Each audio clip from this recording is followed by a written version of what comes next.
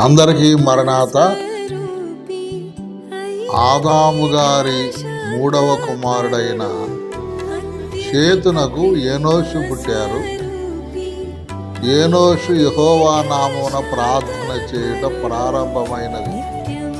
ఆదికాండం 4వ అధ్యాయం 26వ వచనములో.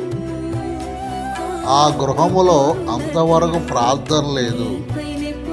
ఆదాము అవలైన వారు దేవుని సహవాసం కలిగిన వారే గాని వారు పండు తిన్న తర్వాత పడిపోయిన వారి జీవితంలో ప్రార్థన ప్రారంభించి వాళ్ళ మనవడైన ఏనోషు దైవ కార్యాన్ని కొనసాగించారు, ప్రార్థన ప్రారంభించారు. పడిపోయిన మానవుణ్ణి లేపడానికి దేవాది దేవుడైన యేసుక్రీస్తు ప్రభువారు భూలోకానికి వచ్చి సువార్త ప్రారంభించారు అని లూకా సువార్త 3వ అధ్యాయం 23వ వచనములో, ఎందుకనగా దేవుని వాక్యము బలము కలిగింది, అది 2 అంచులు కలిగిన ఖడ్గము లాంటిదని, అది కీళ్ళల్లోనికి మూలుగులోనికి వెళ్తుందని దేవుని యొక్క వాక్యము హెబ్రీ పత్రిక 4:12లో మనం చూడగలుగుతూ ఉన్నాం.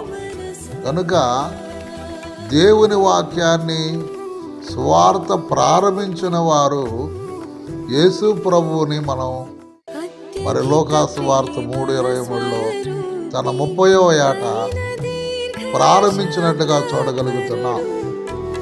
ఆయన పాదాల దగ్గర కూర్చొని వాక్యం విన్న మనము బాప్తిసం పొంది పరిశుద్ధాత్మను పొందుకొని ప్రవచించే అనుభవంలోనికి రావాలని.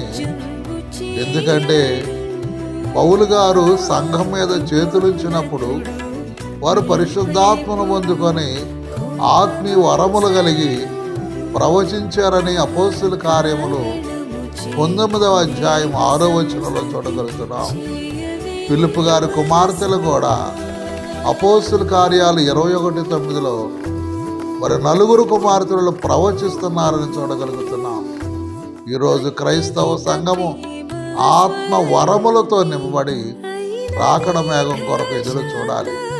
కనుక ఏనోషు, ఆదాము గారి మనవడు ఏనోషు ప్రార్థన ప్రారంభిస్తే, క్రీస్తు ప్రభువారు సువార్త వాక్యం ప్రారంభిస్తే, మనం పరిశుద్ధాత్మను పొందుకొని అనేకులకు దైవ విషయాలు, క్రొత్త సంగతులు, జరగబోయే సంగతులు ప్రవచించే వారమై ఉంటే రాకడ మేఘం ఎక్కుతాం. అట్టి ధన్యత దీవెన ప్రభువు మనందరికి ప్రసాదించును గాక.